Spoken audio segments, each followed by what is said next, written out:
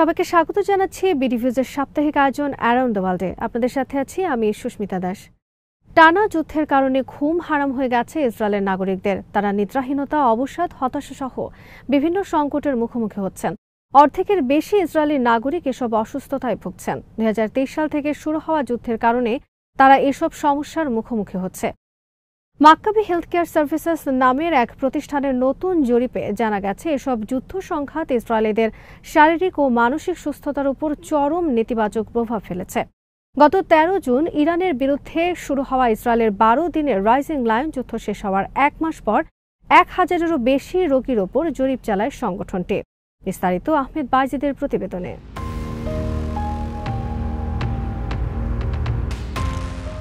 দীর্ঘ যুদ্ধে Iran, Hezbollah, Houthi ও গাজার প্রতিরোধ যোদ্ধাদের ছোড়া মিসাইল হামলা থেকে ইসরায়েলিদের মনে এই আতঙ্ক বাসা বেঁধেছে। জরিপে ঘুম না হওয়া, শারীরিক দুর্বলতা, আতঙ্ক, উদ্বেগ, অবসাদ ও শিশুদের মানসিক স্বাস্থ্যের অবনতির মতো বিষয়গুলো উঠে এসেছে। জরিপে সব ধরনের মানুষের প্রতিনিধিত্ব নিশ্চিত করতে স্বাস্থ্য পরিষেবা প্রতিষ্ঠানে নিবন্ধিত 1100 ইসরায়েলিকে বেছে নেওয়া হয়।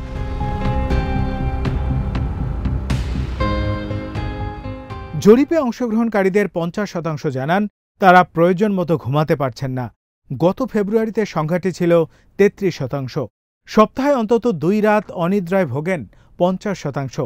ফেব্রুয়ারিতে তা ছিল 37%।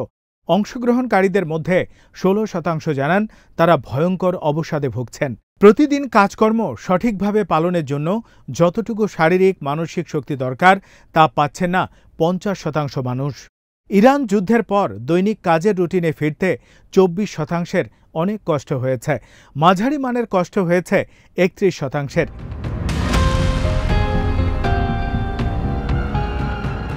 শারীরিক মানসিক অসুস্থতার লক্ষণের মধ্যে ছিল উদ্বেগ, আতঙ্ক ও আশঙ্কা, অবসাদ ও শক্তির অভাব ও ঘুমের ব্যাঘাত।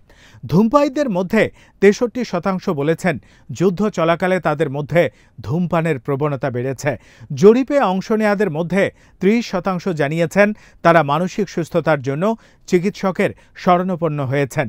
গাজা যুদ্ধ শুরুর 2 মাস পর জরিপের এই হার ছিল 18%।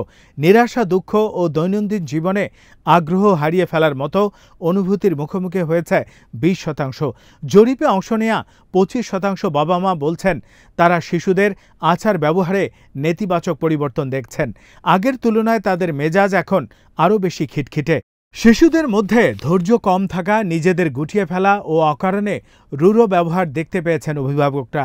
মাক্কাবির ফলিত গবেষণা বিভাগের প্রধান নামা স্টাইন গণমাধ্যমকে বলেন, কেউ কেউ প্রতিদিনের কাজে ফিরলেও তাদের মানসিক স্বাস্থ্যের ক্রমশ অবনতি হচ্ছে। যুদ্ধ বন্ধ না হওয়ায় এমন হচ্ছে।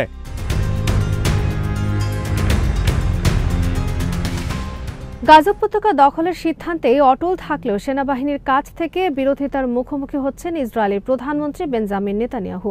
ইসরায়েলের সংবাদ মাধ্যমের বরাত দিয়ে খবরে বলা হয়েছে, নেতানিয়াহুর পরিকল্পনা অনুযায়ী পুরো গাজা উপত্যকা দখল এবং পণবন্দীদের লুকিয়ে রাখা হয়েছে এমন সম্ভাব্য এলাকায় অভিযান চালানো হতে পারে। তবে এই পরিকল্পনা বাস্তবায়ন নিয়ে রাজনৈতিক নেতাদের সাথে বিরোধে জড়িয়েছে সেনাবাহিনী। এক বৈঠকে সেনাপ্রধান ইয়াল জামির এই বিষয়কে একটি প্রতিবেদন তুলে ধরেছেন। দখলদার দেশটির সরকারি সম্প্রচার মাধ্যমের রিপোর্টে বলা হয়েছে, পণবন্দীদের রাখা হয়েছে এমন যে কোনো স্থানে স্থল অভিযান চালানোর বিরোধিতা করছে সামরিক বাহিনী।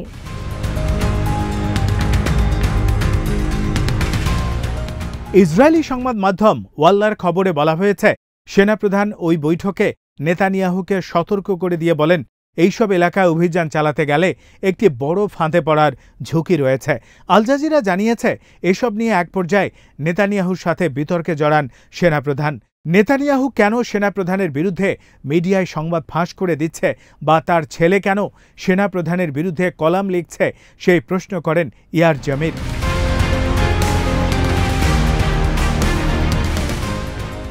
এর প্রতিক্রিয়ায় সেনাপ্রধানকে সতর্ক করে দিয়ে নেতানিয়াহু বলেন, আপনি মিডিয়ার কাছে পদত্যাগের হুমকি দেবেন না। এ ধরনের হুমকি আমি সহ্য করব না। চ্যানেল 13-এর খবরে বলা হয়েছে, নেতানিয়াহু সেনাপ্রধানকে পুরো গাজা দখলের জন্য চাপ দিলেও তিনি সতর্ক করে বলেন, এতে ফাঁদে পড়ার ঝুঁকি রয়েছে এবং পণবন্দীদের মৃত্যুর সংখ্যাও রয়েছে।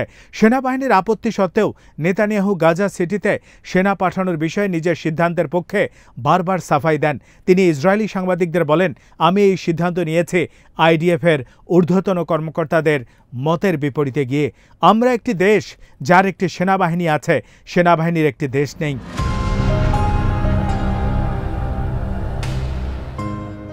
ইতিমধ্যেই গাজা দখলের জন্য মার্কিন যুক্তরাষ্ট্র প্রেসিডেন্ট ডোনাল্ড ট্রাম্পের নৈতিক সমর্থন পেয়েছে ইসরায়েল। তবে হামাস বলছে তারা কখনোই এটি হতে দেবে না। হামাসের এক কর্মকর্তা বলেন, আমাদের 3 জন যোদ্ধা অবশিষ্ট থাকলেও তারা দখলদারের বিরুদ্ধে লড়াই করে যাবে।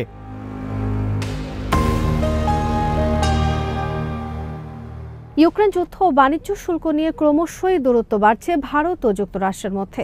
একদিকে যুক্তরাষ্ট্র যেমন পাকিস্তানের সাথে সম্পর্ক বাড়াচ্ছে, অন্যদিকে ভারতের বিরুদ্ধে নিচ্ছে কঠোর পদক্ষেপ, যে কারণে বিপদে পড়েছে ভারত। যুক্তরাষ্ট্রের মতো মিত্র হারালে পশ্চিমা দুনিয়ার সাথে নয়াদিল্লির সম্পর্ক যে আর আগের মতো থাকবে না, সেটি বড় মাথা ব্যথার কারণ হয়ে দাঁড়িয়েছে নরেন্দ্র মোদী সরকারের জন্য। যদিও এর মধ্যে রাশিয়ার সাথে সম্পর্ক আরও ঘনিষ্ঠ করার বার্তা দিয়েছেন ভারতের প্রধানমন্ত্রী নরেন্দ্র মোদী। ইউক্রেন যুদ্ধের মধ্যে রাশিয়ার কাছ থেকে ডিসকাউন্টে তেল কেনার কারণে ভারতের ওপর 2 স্তরের মোট 50% বাণিজ্য শুল্ক আরোপ করেছে ডোনাল্ড ট্রাম্পের প্রশাসন। বলা হচ্ছে, নিষেধাজ্ঞা সত্ত্বেও রাশিয়ার কাছ থেকে অপরিশোধিত তেল কেনার কারণে ভারতকে শাস্তি হিসেবে অতিরিক্ত শুল্ক চাপিয়েছে ওয়াশিংটন।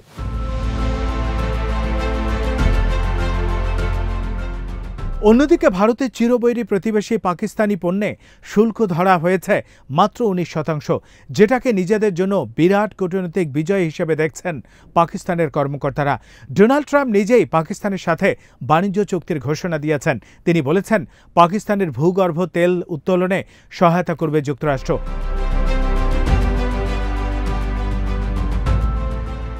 এসব ঘটনা এমন এক সময় ঘটল যখন 2 দেশের মধ্যে দ্বিতীয়বারের মতো যুক্তরাষ্ট্রে সফর করলেন পাকিস্তানের সেনাপ্রধান ফিল্ড মার্শাল আসিম মুনির, যা যুক্তরাষ্ট্রের দক্ষিণ এশিয়া নীতিতে বড় ধরনের পরিবর্তনের আভাস দিচ্ছে।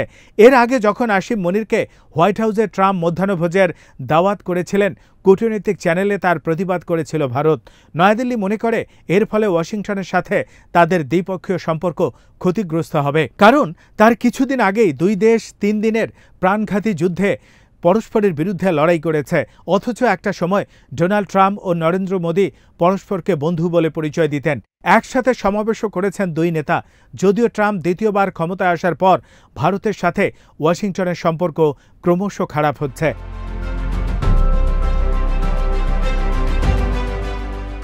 এদিকে যুক্তরাষ্ট্রের সাথে খারাপ সম্পর্কের মধ্যেই রাশিয়ার সাথে ঘনিষ্ঠতার আভাস দিয়েছে ভারত। এই সপ্তাহে টেলিফোনে রাশিয়ার প্রেসিডেন্ট ভ্লাদিমির পুতিনের সঙ্গে দীর্ঘ আলাপচারিতা হয়েছে ভারতের প্রধানমন্ত্রী নরেন্দ্র মোদীর। সামাজিক যোগাযোগ মাধ্যম এক্সে পোস্ট করা এক বার্তায় এই তথ্য জানিয়েছেন মোদী নিজেই।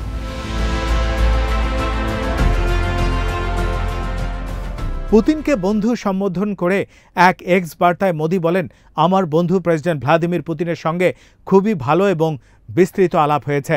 তিনি ইউক্রেন যুদ্ধের হালনাগাদ তথ্য আমাকে জানিয়েছেন। ভারত ও রাশিয়ার বন্ধুত্ব ও কৌশলগত অংশীদারিত্বকে আরও গভীরে নিয়ে যাওয়ার ব্যাপারে আমাদের আলোচনা হয়েছে। এই বছরের শেষের দিকে পুতিন ভারতে আসছেন এবং তাকে স্বাগত জানাতে আমি খুবই আগ্রহ নিয়ে অপেক্ষা করছি। মস্কোর সাথে নয়াদিল্লির এই ঘনিষ্ঠতার কারণে ওয়াশিংটন ভারতের উপর আরও বড় কোনো শাস্তি দেয় কিনা সেটি এখন দেখার বিষয়।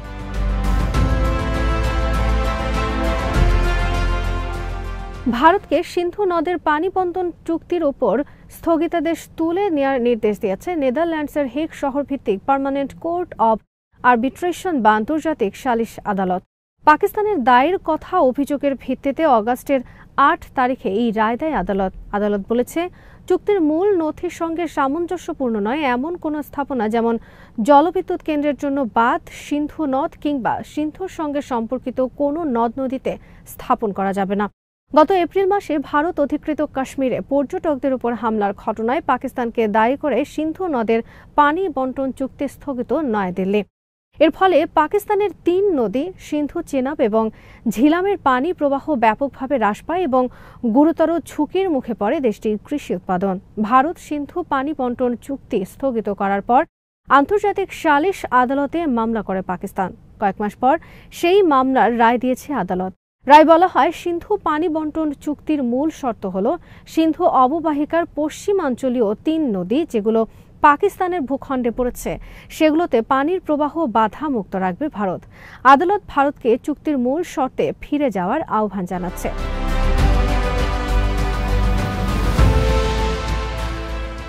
সিন্ধু পানি বন্টন চুক্তি স্থগিতের পর ভারতের কেন্দ্রীয় স্বরাষ্ট্রমন্ত্রী জানিয়েছিলেন জলবিদ্যুৎ উৎপাদনের জন্য এই নদের ভারতীয় অংশের ওপর বাঁধ নির্মাণ করা হবে। আদালতের এই বিষয়ে নির্দেশনা দিয়ে বলেছে, ভারত যদি সিন্ধু নদের উপর বাঁধ বা এ জাতীয় কোনো স্থাপনা নির্মাণ করতে চায় তাহলে অবশ্যই চুক্তির শর্ত মেনে এবং চুক্তির সঙ্গে সামঞ্জস্যপূর্ণভাবে সেটি নির্মাণ করতে হবে।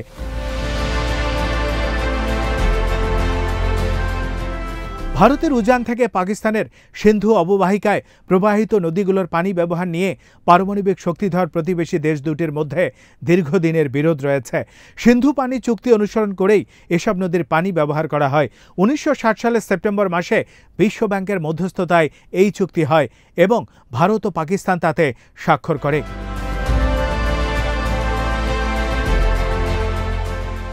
চুক্তির মাধ্যমে সিন্ধু ও এর উপনদীগুলোর পানিকে দুই দেশের মধ্যে বন্টন করে দেয়া হয় এবং পানি বন্টনের নিয়ম নির্ধারণ করে দেয়া হয়।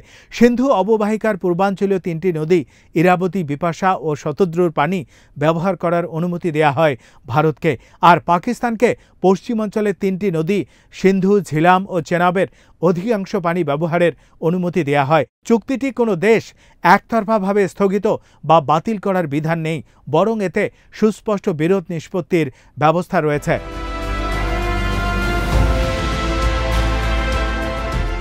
ভারত সিন্ধু নদীর পানি প্রবাহ বন্ধ করার ঘোষণা দিতেই পাকিস্তান কঠোর ব্যবস্থা নেওয়ার হুমকি দিয়েছে।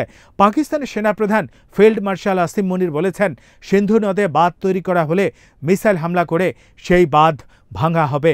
পাকিস্তানের প্রধানমন্ত্রী শেহবাজ শরীফ বলেছেন, পানি আটকানোর চেষ্টা করা হলে ভারতকে কঠোর পরিণতি ভোগ করতে হবে।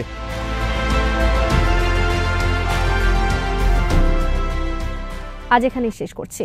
সবাই ভালো থাকুন, সুস্থ থাকুন আর দেখতে থাকুন বিডি ভিউজ। চ্যানেলটি ভালো লাগলে সাবস্ক্রাইব করুন। সংযুক্ত থাকুন আমাদের ফেসবুক পেজে।